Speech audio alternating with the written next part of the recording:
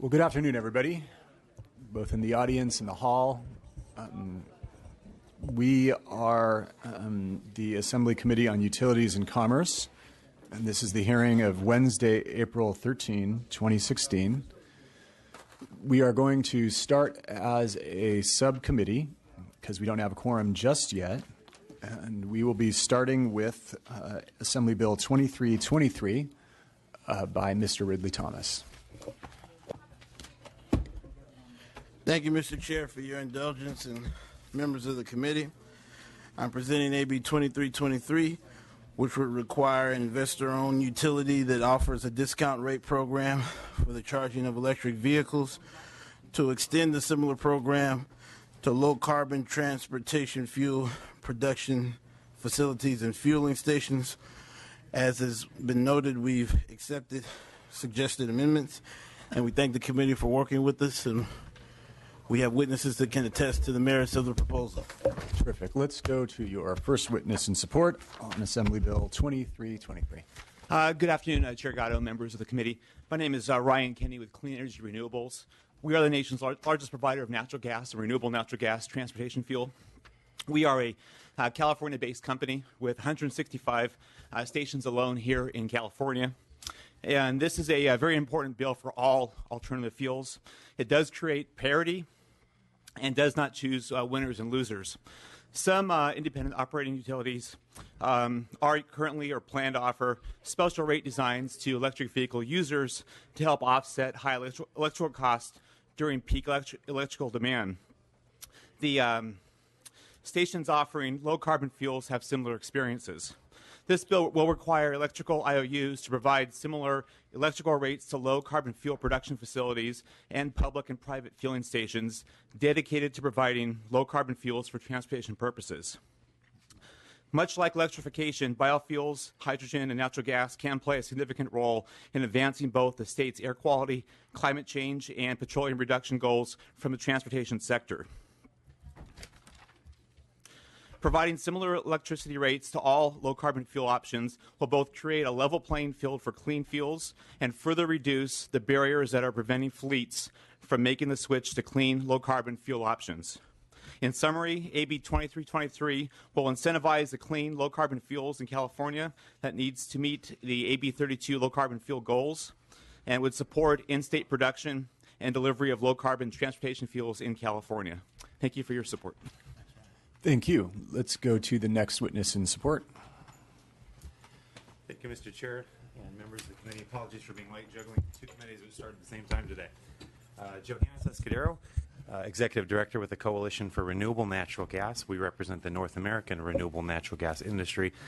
Renewable natural gas, otherwise referred to as RNG, biomethane, or upgraded biogas, comes from landfills, wastewater treatment facilities, other agricultural, commercial food processing facilities. But it's important to note this bill, even though we're the sponsor, is not representative of our interests only. But I think as the prior speaker, excuse me as I catch my breath, has probably alluded to, we have broad-based support from the biofuels industry, which also reflects the ethanol and the biodiesel industries, in addition to the biomethane folks that we represent. And again, this measure is important, would seek to create some parity given the state's interest to electrify the transportation sector to the extent the electrical-owned utilities provide programs that offer a preferred time of use or reduced electric rate for the commercial charging of electric vehicles. We'd like to see that same rate applied fairly to producers and dispensers of biofuels. So with that, we appreciate your support.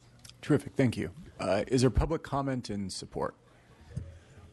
Are there witnesses in opposition to Assembly Bill 2323? You're welcome to come to the dais if you wish. Okay, that person is not speaking in opposition. All righty. So questions or comments from our panel?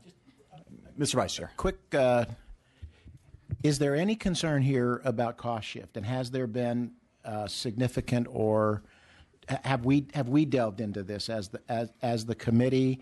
And if there is the potential for cost shift, would there be some willingness to recognize that in the bill so that we don't create the cost shift? I honestly didn't view this proposal as written. I don't think the amendments would expedite cost shift. This is a way to invite more of the transportation technologies that we hope will power a greener economy. The general cost of electrification is being borne by the market currently. We don't anticipate this particular measure accelerating that or decelerating it, just getting more, frankly, actors in the transportation fuel space, better positioning to be competitive. So from a consumer perspective, as consumer adoption of these vehicles that have these alternative energies becomes more widespread, there can be price stabilization. I suspect it won't be a reduction in cost necessarily. Natural gas is significantly less expensive than other fuels, but this is not likely, as I interpret it, and the thrust of it, to produce a cost shift as it relates to consumers, the providers of electricity, and the like. And Mr. Ridley-Thomas, you're accepting the committee amendments, We are, right? yes.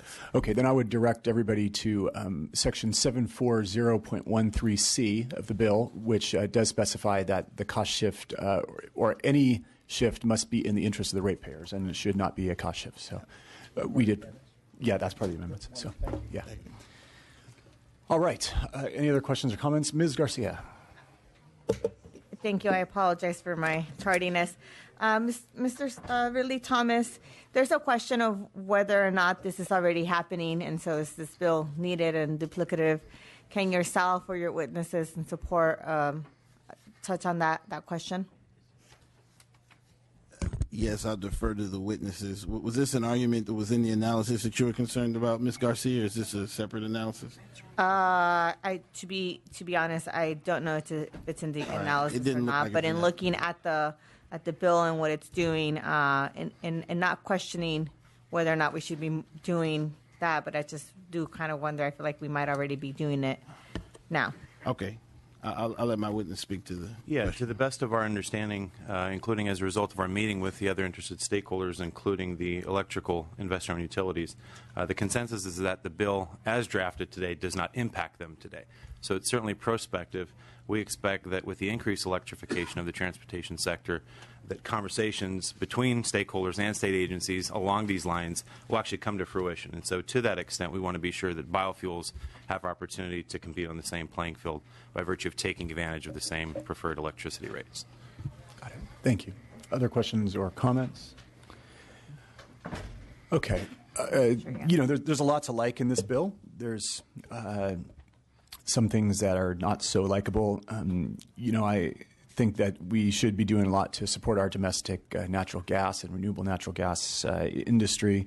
It's cheap, it's domestic, it's relatively clean compared to other fuels. There's other parts, I'm not a big fan of ethanol. I think others share that. And then there have been some concerns raised with how this will affect ratepayers. But this bill does have a due pass recommendation. We'll be watching it closely as it moves forward and working with you. And we appreciate you bringing it forward. I don't think we quite have a quorum just yet. But we will entertain a motion at the appropriate time. And in the meantime, you may close if you'd like. Thank you very much for your investment in the subject matter and for the committee's dialogue. We also thank the staff for their diligent work on this bill and would respectfully request an aye vote and 2 affirmative motions at the appropriate time. Thank you very much. Thank you. Thank you. All right, next up we have Mr. Gomez. And Mr. Gomez has Assembly Bill 1937.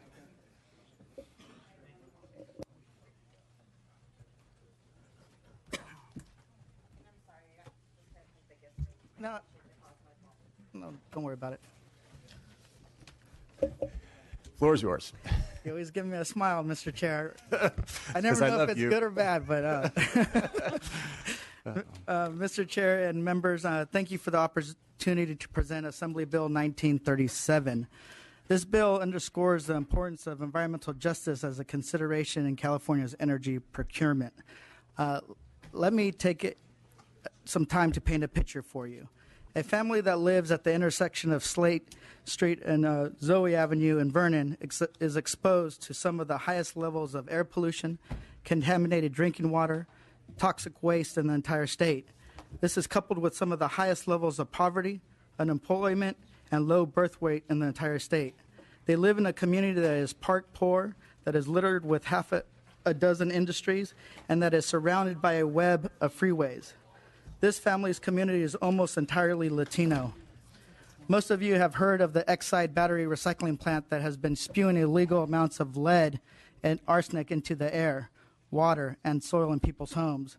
This family lives just 2 miles away from this egregious violator and has a child with high levels of lead in her blood. By contrast, we have a family that lives at the intersection of Del Mar Avenue and Baja Street in Laguna Beach, California, lives in a community that is almost entirely white, educated, and exposed to some of the lowest levels of ozone, diesel emission, and impaired water sources in the entire state. There is one freeway, no solid waste facilities, and no cleanup sites in the area. Members, is it true that a number of power plants are located in more affluent coastal areas? Absolutely. Nobody is denying this. But to deny the fact that these communities come from vastly different starting points, to not take into consideration that a new gas plant would have vastly different impacts in these two communities, is to do a disservice to the people who have lived in these disadvantaged communities for generations and who have been treated as an afterthought for far too long.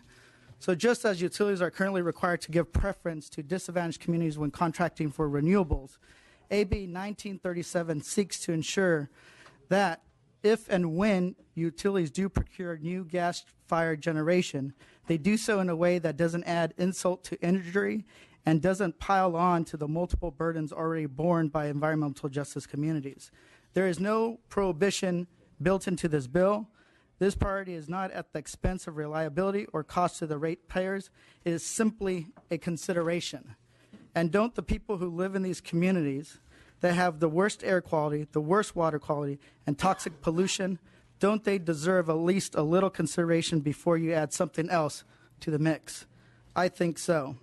As California makes a concerted effort to transition to clean energy, we must ensure that our most vulnerable communities are not left behind.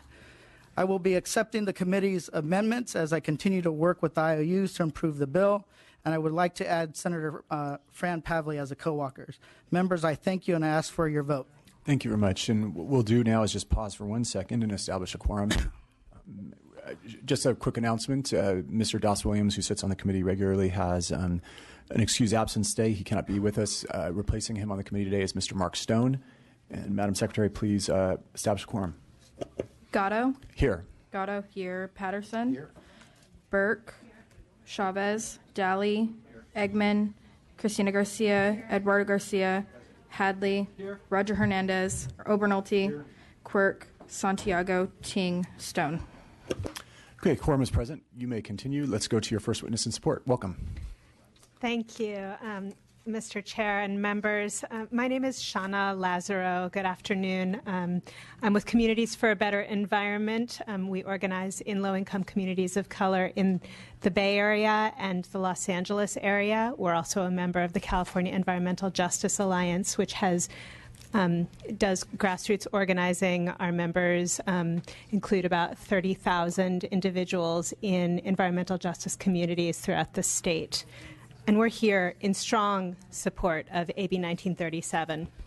How California meets our energy needs, how we procure energy, is in the midst of a paradigm shift.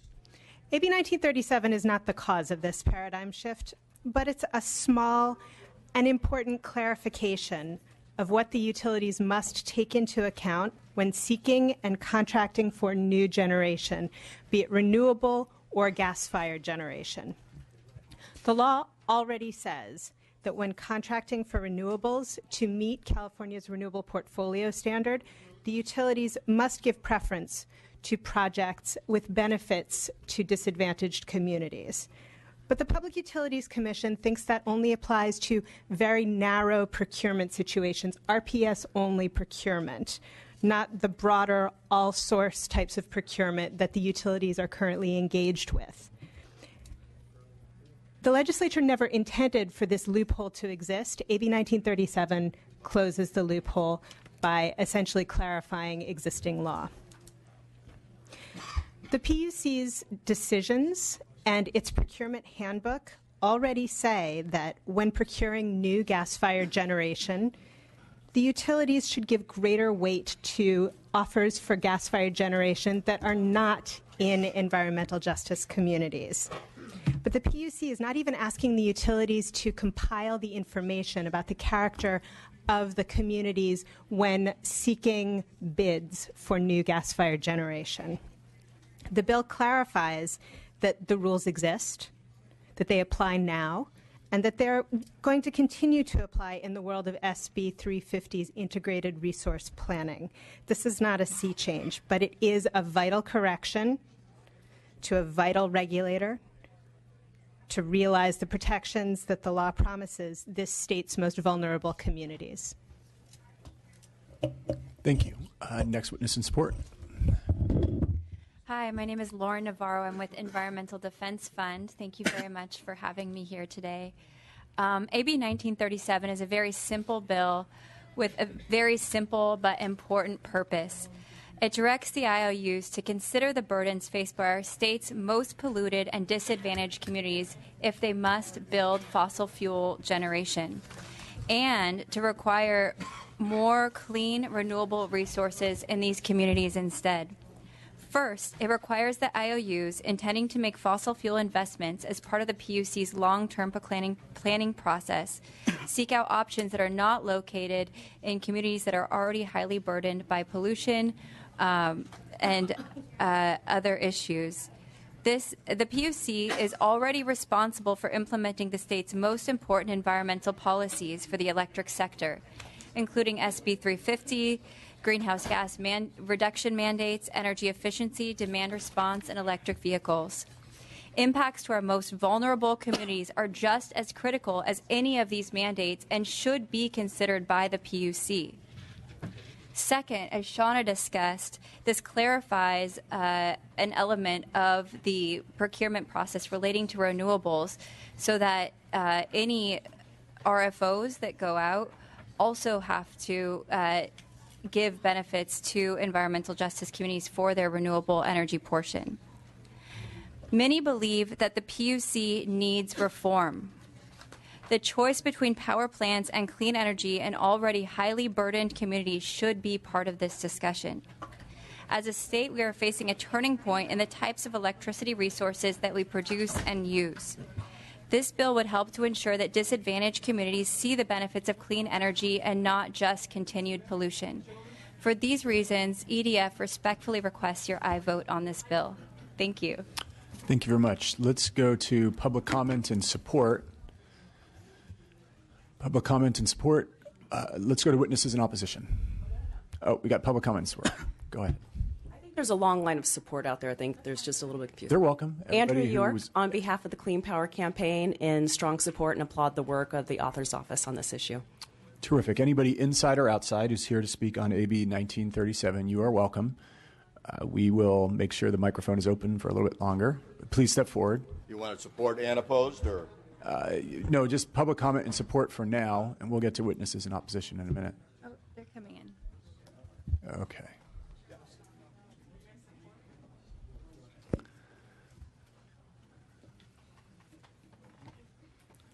Again, this is public comment in support of AB 1937. Eddie Moreno on behalf of Sierra Club California in support. Kelly Dunn on behalf of California League Conservation Voters in support, and a Me Too for Coalition of Clean Air. Good afternoon, Mr. Chair and members. Quentin Foster on behalf of the California Environmental Justice Alliance for all the reasons stated. Also in strong support of the bill. I ask for your aye vote in committee today. Thank you. Environment California support. Audubon, California support. Okay, let's go to witnesses in opposition.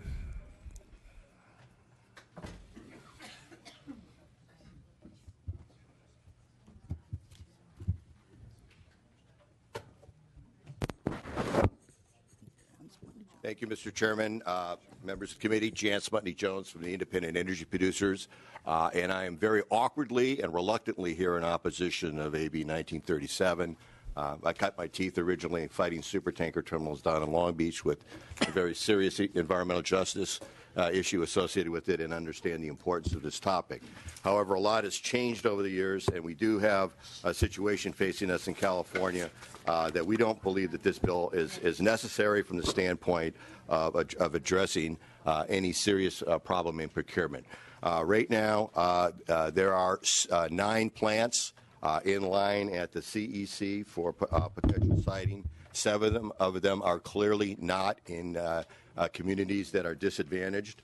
And happily, we have a siting process to deal with legitimate EJ issues that may arise. And this is important to understand. We're not arguing that there may be legitimate issues that need to be addressed. We just don't believe that this bill goes anywhere near basically addressing them. As the analysis points out, a lot of this is focused on the so-called Palente plant in Oxnard. There's no question that there are disadvantaged communities in Oxnard, but they're 6 miles away from where the plant is. And so we provided some materials earlier to show you that the first houses you get to around the plant, in fact, are beach houses that are worth $2.5 million. So we believe we have a process to deal with this at the Energy Commission with respect to siting, with respect to procurement. There is all source procurements that go on now. There are some parties that are supporting this bill who oppose any new gas generation anywhere, period. There are some parties that believe that their resources should have been selected over others. We have a loading order in this state that goes into the procurement process. This is actually working. So we believe that this bill is actually looking for a problem to fix, and it is not going to be helpful. It is going to lead to a little additional uncertainty with respect to adding resources that we need to continue to meet the needs of California consumers. Thank you. Mr. Chairman, members, Valerie Torella-Vlahos with PG&E. I'll make it very quick that we appreciate the author accepting the committee's amendments, and we think that it moves the bill in a better direction for us. We will continue to work with the author on preventing any unintended consequences of the bill, and thank you and your staff. Thank you. Mr. Chair, Tamara Raspberry representing San Diego Gas and Electric, and I echo the comments of my sister utility, PG&E. We've raised our concerns with staff. We appreciate the member taking the committee amendments. I think another outstanding issue is just making sure that the procurement, that the least cost best fit standard maintains in the procurement process. And so we had some language that we shared with the authors and with the committee staff, and we hope as the bill moves forward, we can continue our conversation and move to a place of neutrality. Thank you. Thank you. So Amy Mago on behalf of the California Chamber of Commerce, we too do appreciate the author and the staff and the committee for working with us to address many of our concerns. We will continue to evaluate the bill going forward. Thank you. Thank you. Let's go to public comment in opposition. Seeing none, let's go to discussion on the dais. Ms. Garcia, followed by Mr. Dollar. Thank you. I live in one of these disadvantaged communities. It's unfortunate that Mr. Gomez and I and Santiago and a few other individuals share the exact experience, and it's not our only environmental justice issue that you guys have been working with us on, and appreciative of that. And I do think we need to bring equity, and we need to make sure that these type of issues are not constantly in the backs of our most disadvantaged communities. So I appreciate the work that you're doing. I do have some concerns, though, about this being the appropriate direction as we move forward. We, as a state, have taken policies and positions to try to push us away from natural gas out there. And so as a business model, I think we're starting to move out in that direction.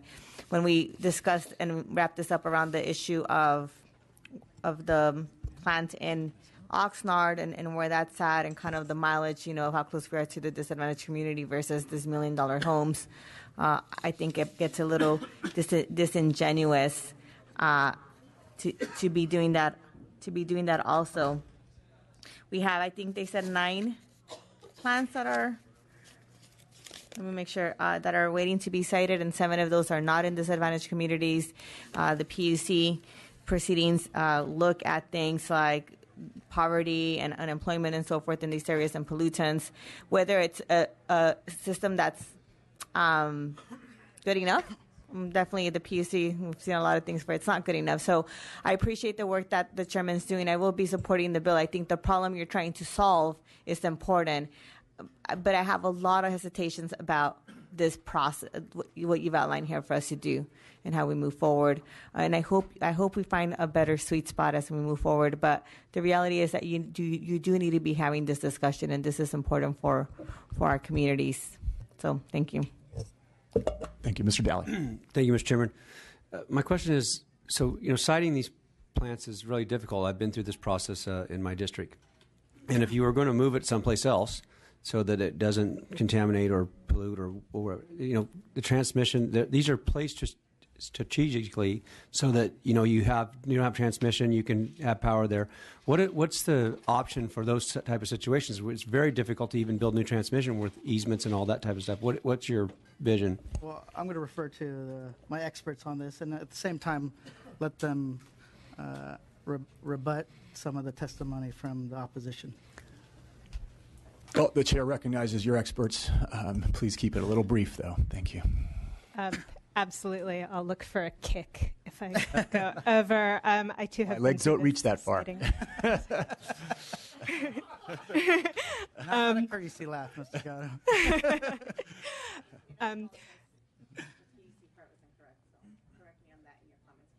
I will, if you, with all due respect, the concern is that the PUC is not, in fact, taking into account either in its renewables procurement for all source, the nature of the community, or in its gas-fired generation procurement. So as far as other options for where to locate gas-fired generation when it is necessary, the currently pending Moore Park procurement is an excellent example. That was a case in which it was determined that anywhere within the Moore Park sub area would meet the needs for generation, and the Moore Park area has numerous communities. It has lots of locations that would have been electrically equivalent.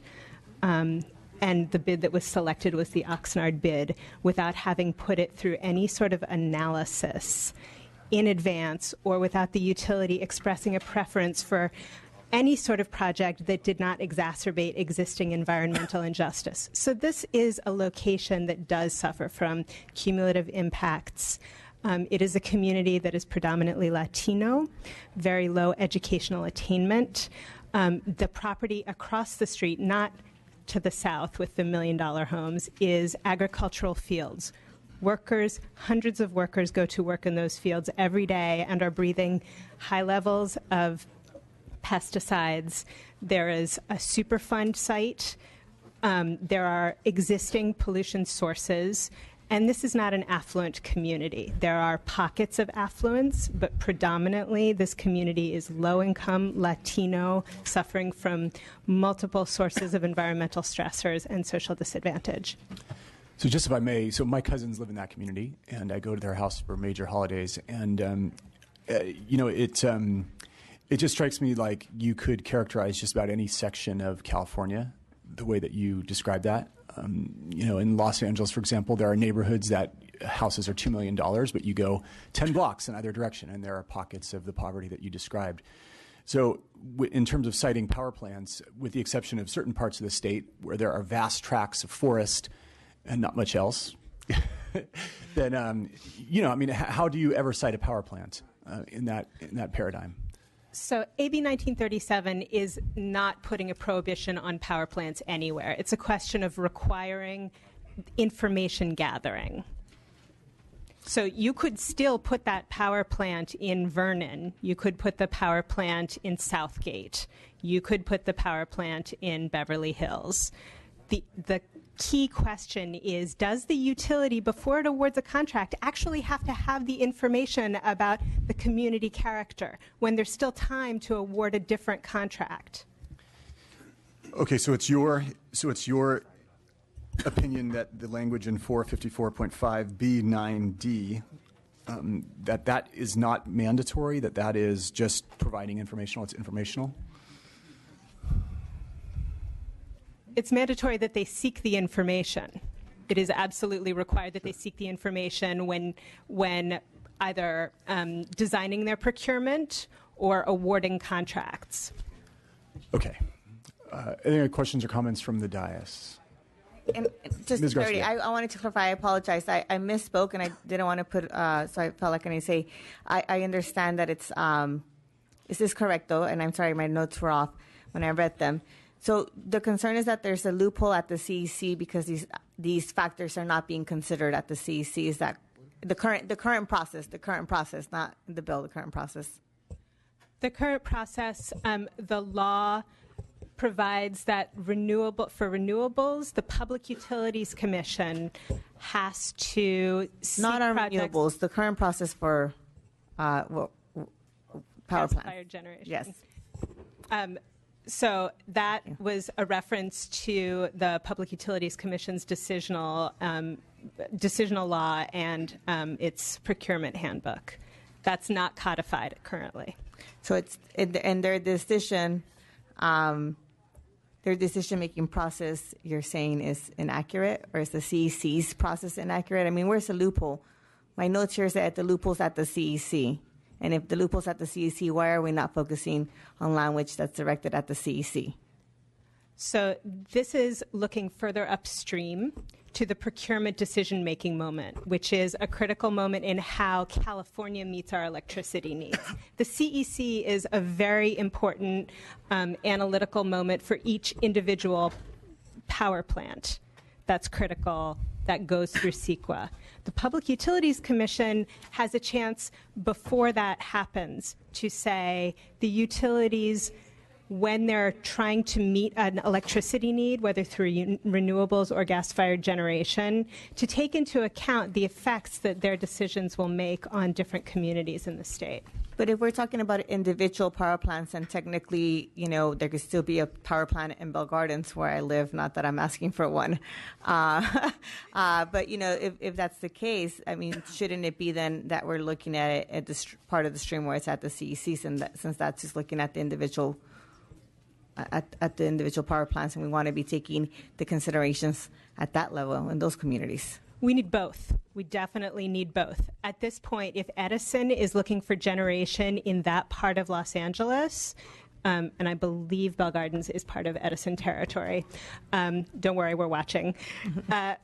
But we want to make sure that they seek offers that aren't in Bell Gardens. And by the time a Bell Gardens proposal gets to the CEC for siting, that train has already left the station to an extent. All right, let's go to Mr. Vice Chair. And I'm going to do this quick. I keep promising the chair I will do my bit quick. Mr. Smutny-Jones, could I ask you to, I just want to make sure I understand what's in front of us. Okay. I hope I do too. Well, I think this is important. The representation here is that projects are not disproportionately located in environmental justice communities. I want to try to figure out, what am I looking at? What data did you use, and what's the overlay here? I mean, was it census tracts? Was it existing location? How did you get to this graphic? There's two different sources of information there. One is off the Energy Commission site itself of plants that's got pending before it, and the other came out of it, 535? The SB 535 screens, which basically look at where to distribute money in disadvantaged communities. So the dark green is what's represented by that. I want to be careful to point out that we are not suggesting that that environmental screen be used to cite specific plants, because sometimes it's giving you a bunch of socioeconomic data as well, but that's where the information comes from. So this is going forward, and so you can see. And just to point out, there are some of these plants that are not in disadvantaged communities, but the argument could be made that they're adjacent to, and the amended language has the language adjacent to, and we don't actually know what that means. So that's why it's problematic. Thank you. And so I understand that the implication is, going forward, the planning process for site locations is not skewing the proposed locations toward disproportionately locating them in environmental justice. That is correct, and there are undoubtedly power plants in disadvantaged communities. There's also been power plants that have been retired and dismantled, such as the South Bay plant in Chula Vista, Hunters Point, and some other places that are a success of us actually replacing Eisenhower era generation with new clean generation. We want to continue to see that trend going, recognizing the fact that there are legitimate environmental issues that need to be addressed at the Energy Commission. Appreciate it. Thank you. Thank you. Mr. Tang. Quick question was, I see with the amendments that the definition for disadvantaged communities was changed to now communities afflicted with poverty or high unemployment. Is that correct? Am I reading that? Yeah, and just as a technicality, the amendments will be taken in natural resources. But that is the plan. Okay. Yes. And again, I guess the Calum-Virus grant, I don't think, which is why I support this being stricken, I think is not really an accurate picture of what disadvantaged or even poor communities are. So I actually do think many of these power plants are in poor communities. Just because they're not in the Calum-Virus screen doesn't mean that they're not disadvantaged or low income or have high unemployment. So I appreciate the chair and the committee's work on that. Any other questions or comments from the dais?